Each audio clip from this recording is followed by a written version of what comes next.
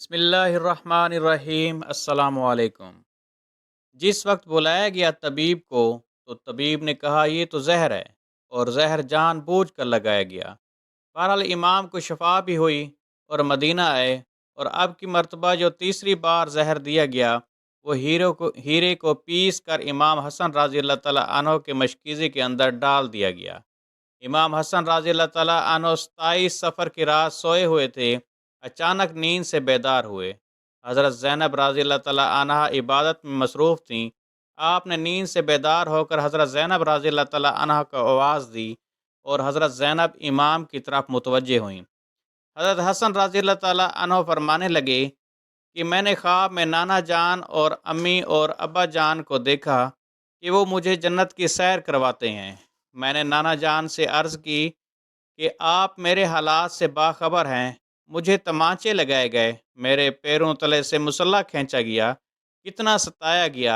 मेरे सामने उस वक्त मदीने में मेरे वालदैन को गाली दी जाती है। या रसूलल्लाह, मैं इस दौर से गुज़र रहा हूँ। आका ने फरमाया कि सब्र करो, तुम बहुत जल्द हमसे आकर मिलने वाले हो।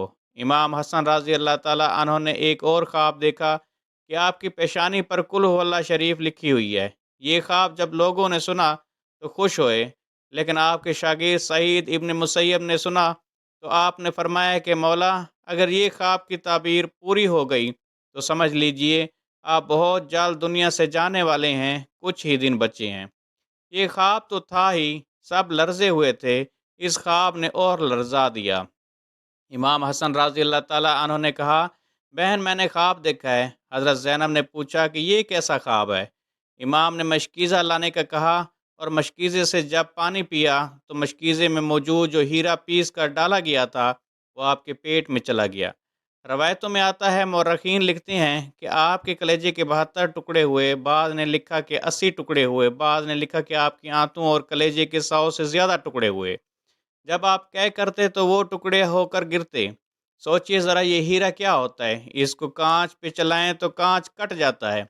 यजीद सिर्फ कातले हुसैन राज़ी अल्लाह ताला अन्हो ही नहीं है, बल्कि कातले हसन राज़ी अल्लाह ताला अन्हो भी है। इस पर तो सब इत्तफाक करते हैं कि साजिश यजीद की थी, लेकिन जहर दिया किसने, इस पर तारीख खामोश है। हज़रत मौलाना हसन बरेलवी ने एक औरत का नाम लिखा है, लेकिन मुफ्ती जलालुद्दीन इस पर खामोशी का हुक्म देते हैं। मौरखीन इसमें इतने उलझे हुए हैं कि कोई वाज़ेह मौक़िफ़ पेश नहीं किया जाता, लेकिन पढ़े लिखे लोग हैं, इनके लिए एक बात है कि जहर देने वाला कौन है। जिस वक्त टुकड़े होकर गिरने लगे तो इमाम ने हज़रत हुसैन रज़ी अल्लाह ताला अन्हो को बुलाने का हुक्म दिया ताकि कुछ नसीहत कर दूँ। हज़रत हुसैन रज़ी अल्लाह ताला अन्हो आए और हालत देखकर गले मिलकर खूब रोए। भाई बताओ, आपको जहर किसने दिया? इसलिए कि सैयदुस्साबरीन का नवासा है। भाई मुझे जिस पर शक है, अगर वही है तो अल्लाह बेहतरीन इंतकाम लेने वाला है और शक की बुनियाद पर किसी को कत्ल नहीं किया जा सकता, क्योंकि मैं नाम लूँगा तो तुम कत्ल करोगे और शक की बुनियाद पर किसी को कत्ल नहीं किया जा सकता। अल्लाह बेहतरीन इंतकाम लेने वाला है। जब इमाम हसन ने इमाम हुसैन को नहीं बताया कि कातिल कौन है, तो हतमी तौर पर किसी के बारे में ये फ़ैसला कर देना कि फ़लाँ कातिल है, मैं समझता हूँ कि ये ज़्यादा मुनासिब नज़र नहीं आया। बहरहाल जब सुबह हुई और लोग जमा होने लगे तो उस वक्त इमाम हसन ने कहा, हुसैन, मेरा चेहरा कैसा नज़र आ रहा है? इमाम हुसैन रज़ी अल्लाह ताला अन्हो ने रोते हुए फरमाया, आपका चेहरा हरा हो गया। मुस्कुरा कर कहा, इस तकलीफ़ में मुस्कुराया है हसन, जिस तकलीफ़ में लोग सारी खुशियाँ लोगों की छीन जाती हैं। हसन मुजतबा ने जब सुना कि मेरा चेहरा हरा हो गया है तो फरमाया, हुसैन, याद है नाना की हदीस से मेराज मुकम्मल हो गई है। लोगों ने पूछा कि हदीस मेराज क्या है? फरमाया कि जब मेरे हजूर मेराज पर गए थे और हमारी पैदाइश भी नहीं हुई थी, तो नाना मेराज पर जन्नत की सैर कर रहे थे तो जन्नत में दो महल देखे, एक हरा था और एक लाल था। उस वक्त रिजवान जन्नत ने कहा कि या रसूलल्लाह, जाते जाते अपने शहजादों के महल भी देख जाएं, जिनसे पूरी जन्नत का हुस्न दुबाला होता है। हजूर ने फरमाया कि यह हरा किसका है और लाल किसका है? कहा कि लाल तो हुसैन रज़ी अल्लाह ताला अन्हो का है और हरा हसन रज़ी अल्लाह ताला अन्हो का है। मेरे हजूर ने पूछा कि रिजवान, ये तो बताओ कि हसन का हरा क्यों और हुसैन का लाल क्यों? तो रिजवान की गर्दन झुक गई और आंखों में आंसू आ गए। اہل بیت کی محبت میں رضوان جنت بھی روتا ہے، جبکہ جنت میں کوئی رو نہیں سکتا۔ جنت وہ ہے جہاں رویا نہیں جاتا، لیکن یہ شہادت حسنین ہے کہ اسے جب جب بھی یاد کیا جاتا ہے تو رضوان جنت بھی روتا ہوا نظر آتا ہے۔ رضوان کے عرض کرنے کی ہمت نہ ہوئی، حضرت جبریل آئے اور عرض کی، یا رسول اللہ، میں بتاتا ہوں، اللہ کے حکم سے یہ ہرا اس لیے ہے کہ حضرت حسن رضی اللہ تعالیٰ عنہ کو زہر دیا جائے گا اور ان کا چہرہ اور جسم ہرا ہو جائے گا، اور حضرت حسین رضی اللہ تعالیٰ عنہ کو کربلا میں شہید کیا جائے گا، اور شہادت کی وجہ سے خون سے سارا جسم لال ہو جائے گا، اس لیے حسن کا ہرا اور حسین کا لال محل ہے۔ دیکھا حضور کی یہ حدیث معراج پوری ہو رہی ہے۔ اس کے بعد حضرت حسن رضی اللہ تعالیٰ عنہ نے لوگوں کو جانے کا حکم دیا اور گھر والوں کو ٹھہرنے کا کہا۔ اس وقت مولا حسن کے 3 یا 4 بیٹے تھے۔ ان بیٹوں میں ایک بڑا بیٹا تھا جس کی عمر صرف 7 سال تھی۔ وہ بڑا خوبصورت تھا اور نام قاسم تھا، اور ماں کا نام فروہ تھا۔ فروہ قاسم کے سر پر ہاتھ پھیرتیں اور اپنے شوہر کی طرف دیکھتیں، گویا ان کے ساتھ اپنی بیوگی گھوم رہی تھی۔ ہائے بیوگی، ہائے بے کسی، ہائے بے بسی، لیکن زبان سے کچھ کہہ نہ سکتی تھیں۔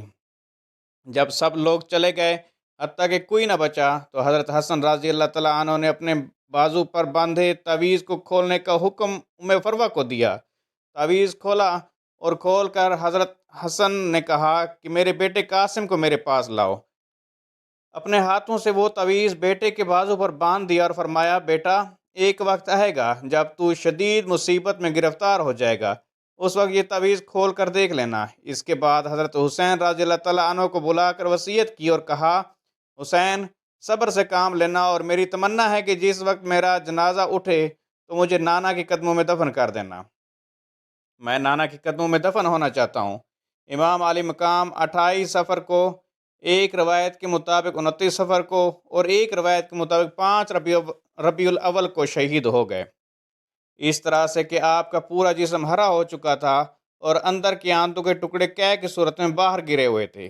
حضرت حسن رضی اللہ تعالیٰ عنہ کی شہادت ہوئی تو آپ کی تجہیز و تکفین کے لیے جنازہ اٹھایا گیا، لیکن یہ بھی تاریخ کا بدترین باب ہے کہ جب جنازہ باہر لے کر آئے اور حضور کے روضے مبارک میں حضرت حسن رضی اللہ تعالیٰ عنہ کو دفن کرنا چاہتے تھے، تو بنو امیہ کے وہ غلیظ، جسے دنیا مروان کہتی ہے، بدترین آدمی جس پر میرے آقا نے لعنت کی تھی، اس نے کہا کہ میں ان کو دفن نہیں ہونے دوں گا۔ امام حسین رضی اللہ تعالیٰ عنہ نے کہا کہ میرے بھائی کی وصیت ہے کہ میں دفن کروں گا، یہاں تک کہ مورخین نے لکھا کہ اس ظالم نے کمان سے تیر نکالا اور امام حسن رضی اللہ تعالیٰ عنہ کی لاشیں پر چلانا شروع کیا۔ ایک بندہ جو شہید ہو چکا ہے، لوگ کہتے ہیں کہ مروان کو یزید کو اتنا برا نہ کہا اس لیے کہ انہوں نے کیا ہے۔ یہ کیا ہے؟ میرے مرے ہوئے انسان کا تو دشمن بھی احترام کرتا ہے۔ مروان کیسا ظالم تھا!